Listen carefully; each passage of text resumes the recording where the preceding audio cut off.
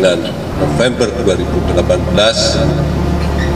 diduga tersangka bersama-sama dengan saudara EA, saudara EP, AP, saudara EK, dan saudara MD, beberapa di antara merupakan oknum pegawai PT Antam,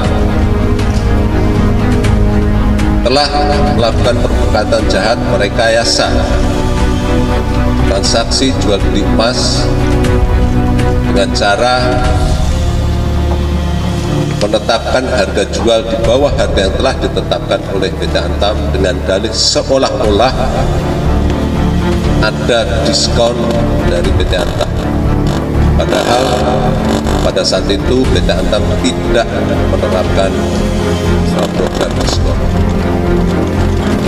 Guna menutupi transaksinya tersebut, maka para pelaku ini menggunakan pola transaksi di luar mekanisme yang telah ditetapkan oleh PT Antam, sehingga PT Antam tidak bisa mengontrol keluar masuknya logam mulia dan jumlah uang yang ditransaksikan. Akibatnya, antara jumlah uang yang diberikan oleh tersangka dan jumlah logam mulia yang diserahkan oleh PT Antam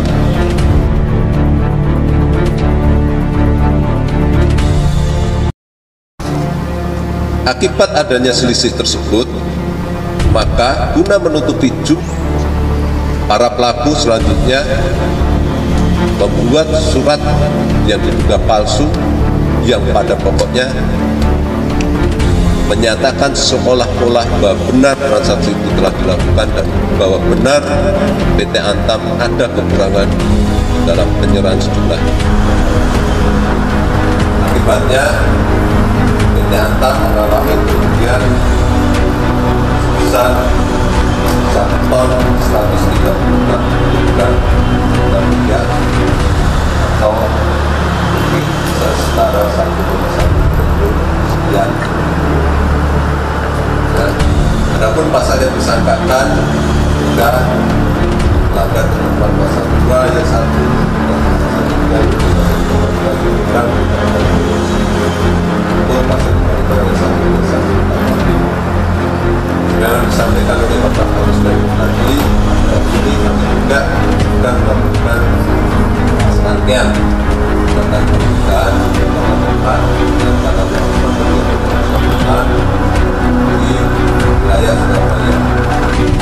Untuk sementara hasil yang kami temukan ditemukan sejumlah logam mulia dan sudah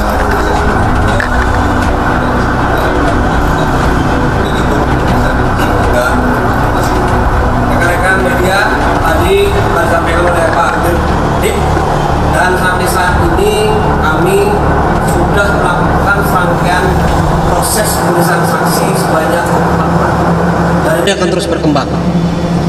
Apakah ada pertanyaan dari rekan-rekan media? Silakan. Apakah tersangka yang mobil itu yang tadi ditetapkan tersangka itu merupakan residik Surabaya yang lain sebelumnya juga sempat melakukan PT Antam terkait sama beberapa oknum pegawai. Apakah itu juga telah ditetapkan sebagai tersangka atau tidak? Terima kasih. Apakah yang bersangkutan adalah Grace, saya tidak tahu. Tapi yang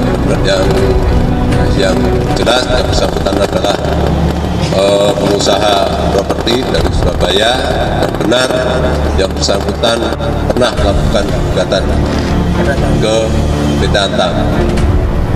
Terkait untuk pihak lainnya yang tadi disebutkan melakukan pengusahaan. Ya, yang pihak lain khususnya dari PT Antam sedang kita dalami dan semoga dalam tempo yang secepatnya kita segera tentukan sikap. Ya, jadi untuk pihak lain karena ada pasal Yunto 55 ayat 1 ke 1 KUHP tadi udah pasti akan dipertimbangkan, segera mungkin akan ada tersangka baru dalam perkara ini. Ya, ada lagi rekan-rekan? Ayo silakan.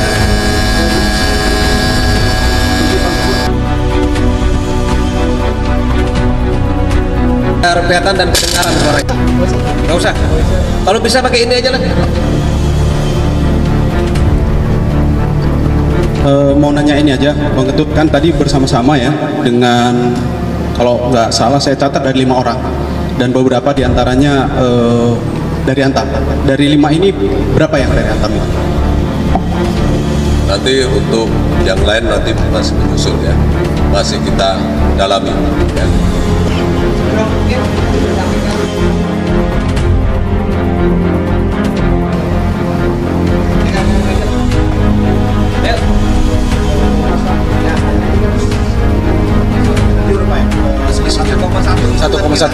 Ini transaksi yang dilakukan itu apakah dalam satu kali atau beberapa kali sehingga ini menyebabkan kerugian yang besar? Terima kasih Pak.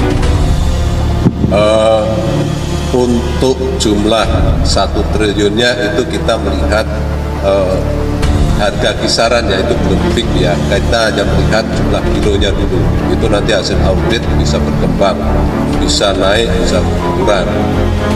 Terkait dengan apa tadi? Oh, transaksi dilakukan berkali-kali. Tadi periodenya kan antara Maret sampai dengan November 2018.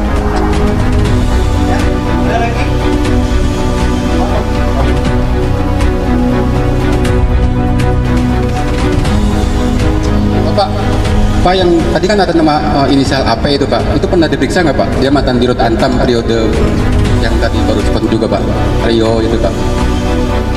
Ya, untuk pemeriksaan pasti semuanya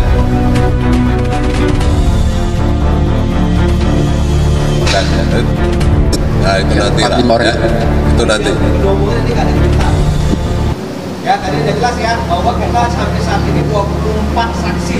Apakah diantaranya itu termasuk api yang Anda tanyakan tadi? Mungkin iya. Atau teman-teman media tidak secara seksama melihat rilis kita, ya. Kalau melihat pasti ya ketemu. Silakan. Pak, saya Aris dari Metro TV. Dari pengungkapan ini, kebanyakan transaksi ini dilakukan secara offline ataupun online, Pak. Karena kan di media sosial juga sering ditemukan ada beberapa orang begitu yang melakukan transaksi terkait dengan jual beli emas Antam. terima kasih. Tadi sudah saya sampaikan ya, bahwa dalam rangka menutupi kegiatannya tersebut, transaksi ini sengaja dilakukan secara offline. Ya, sehingga kontrol PT Antam terhadap keluar masuknya barang menjadi hilang. Kalau secara online pasti akan tercatat semua, ya kan? Kalau secara offline tadi ada yang lain rekan-rekan?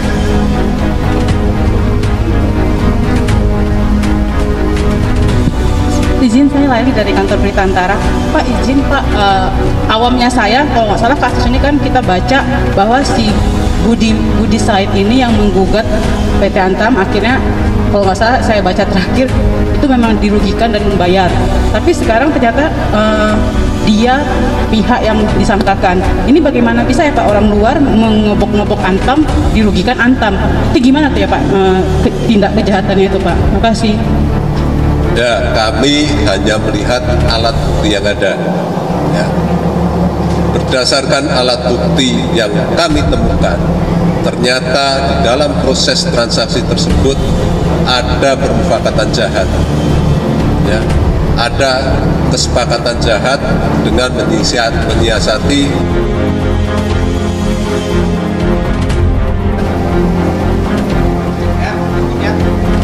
Jadi lebih jelasnya lagi, ya, kita tidak terpengaruh dengan upaya-upaya kegiatan perdataan yang dilakukan antara mereka. Kadang-kadang kegiatan itu dipakai untuk menutupi perbuatan yang sebenarnya seperti saya sampaikan pada hari ini. Ya, jadi Pak Dirdik temukan perbuatan mereka. Apakah di antara mereka ini adalah termasuk teman-teman dari PT Antam apa enggak? Itu jawabannya nanti setelah ada penetapan tersangka baru. Ya. Ada lagi?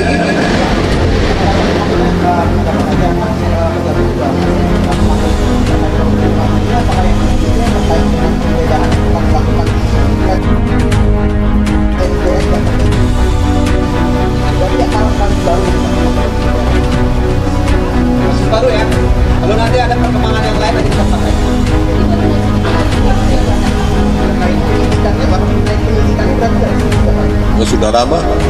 Sudah lama. Ya, penyidikannya sudah lama. Pastinya nanti bisa lihat ya, nanti melalui rilis ya, itu ada tanggal penyidikan. Yang jelas ini kasus di luar dari yang ditanyakan, tapi ini kasus untuk penetapan tersangkanya secara khusus hari ini.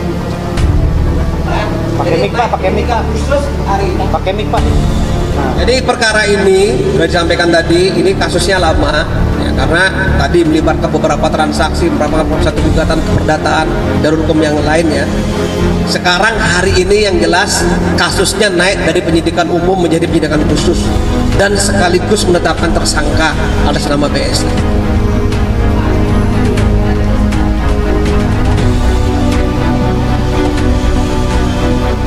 Beda ya, kita ada beberapa case terkait dengan emas. Khusus untuk yang ini penyelidikan sudah kita lakukan dari bulan Desember ya, 2023 ya. Untuk yang lain kita sedang berjalan ya. Kita tunggu saja. Media kan tidak menunggu lagi. Ada penyerahan sejumlah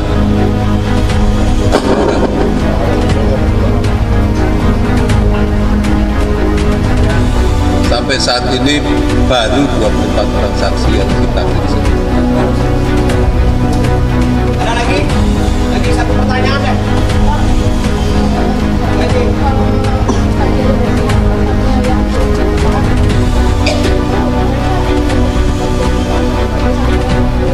Itu masih dalam proses penyidikan ya, nanti kita tunggu. Ini masih berkembang terus ya. Jadi rekan-rekan media sekalian, hari ini adalah awal dari proses penyidikan khusus dari perkara ini. Untuk perkembangannya nanti kita akan lihat ke depannya. Yang jelas tadi Pak Dirjen sudah menyampaikan dalam waktu dekat ada perkembangan baru dari kasus ini. Artinya kalau kita sudah memanggil rekan-rekan media press conference lagi, berarti ada penetapan tersangka dari perkara ini. Karena tadi ada 55 yang satu, tentunya tidak hanya satu tersangkanya. Ya, saya kira itu rekan-rekan media atas kehadirannya. Sekian dan terima kasih. Assalamualaikum warahmatullahi wabarakatuh dan Om Santi Om. Mudah-mudahan besok kita berjumpa lagi. Ya, undangannya menyusul ya.